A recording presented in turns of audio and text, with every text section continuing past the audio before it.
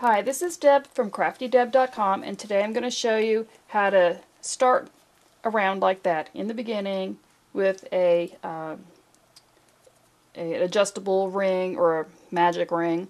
So what I do is I'm going to take and wrap the yarn around my finger, put your hook under, go under, pull that yarn up, take one chain. Okay. Then you're going to just release your finger from there, and you see that I'm holding on to that chain one area. I'm going to move. Now you've got a couple of ways you could start this off. You could do like a chain 3, and remember I already did one chain, so you're just going to want to do 2 more, and then you can go on about the rest of your round with just regular double crochets. Okay, I personally don't care for starting with a chain because it makes a scrawny stitch. So I'm going to show you a different way to do that. And this is going to take practice, so don't give up at first. So again, we're going to put our hook under. We're going to grab that yarn, pull it through, do a chain 1, grab that, remove your finger. And you're going to grab that, so you can move your hand over here, and we're just going to pull it up a little bit. You can see I've got that up about the height of a double crochet, just a hair higher. Put your finger there, wrap it around from behind. Let me show you how to do that again. We're going to go ahead and just turn it around, grab the yarn, go behind to the front, and I move my finger up a little bit to grab that spot and pull that through, and that makes a nice starting double crochet, nice fatter stitch. One more time, I'm showing you how to do that. Okay, wrap it around, hook goes under, grab that yarn, do a chain 1, grab that chain 1, do a switcheroo with holding that knot, that chain area there. Pull it up, finger over, and finger here to just kind of. Then you're going to grab that yarn and pull it behind and around. Move your finger up to hold right underneath there and pull that through. Okay, so now I'm just going to go ahead and finish the rest of my round. So I'm going to put another 11 double crochets in here. And when I'm done, I'll check back with you. Remember, just give it a try. It's going to take practice. It makes a nicer looking double crochet, and in the end you'll be happy once you master that. But worst case scenario, you can always do that chain 3 to start. Now as you can see, I've got my 12 double crochets on here, and I've got this big gaping hole in the center.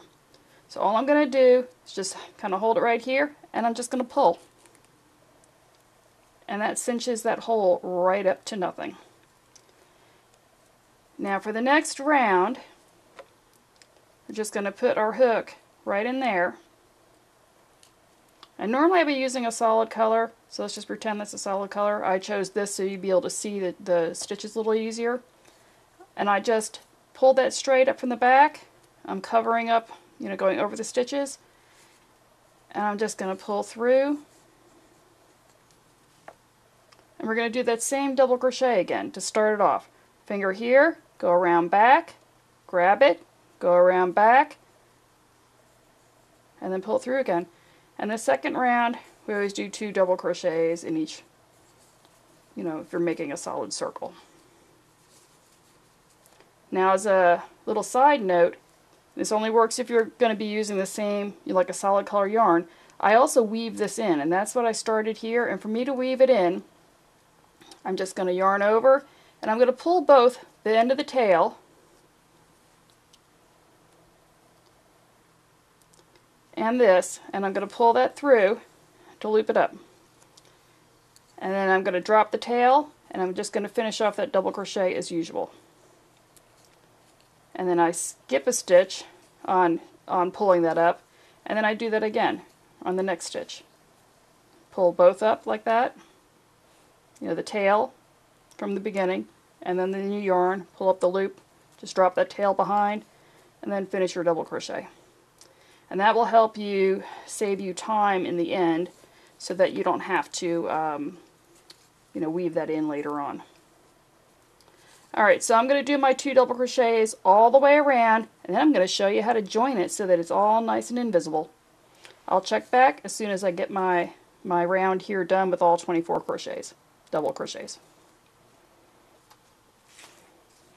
Okay, so I've done my second round, and what I'm going to do is I'm going to finish off this yarn. I'm just going to cut it, and I'm allowing about 6-7 inches or so, and I'm just going to pull this right through from the hook. Now from here, what you do is you take your hook and you're going to insert the hook on that first double crochet. Instead of going forward to back, you're going to go back to forward. So just push it through, and it might be easier for you to do this with a smaller hook. I'm just used to kind of doing it with the same hook I'm using because that's the hook that I got out. Alright, so I got it going backwards now, and we're just going to pull that yarn through. Oops, I'm sorry. We need to go in the second double crochet, not the first one, so skip the first one and go into the second. Okay, so we're going to go back to forward. So you're inserting your hook wrong way.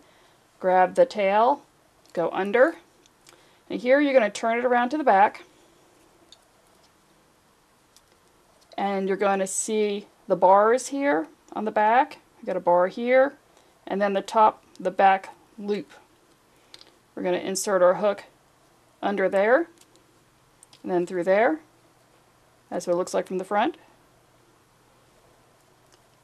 And we're going to pull that through. And what that does, as you can see, this is the join right here. It's all nice and pretty.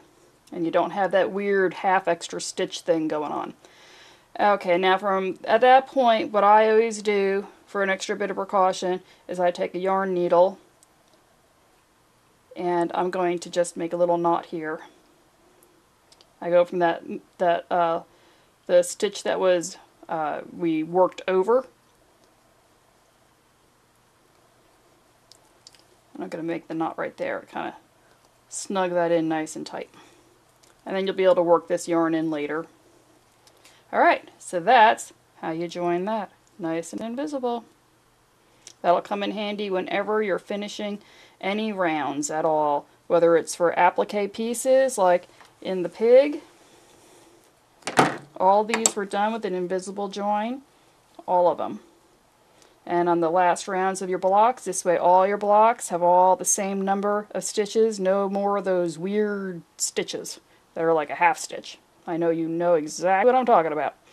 Alright, well that's it for today.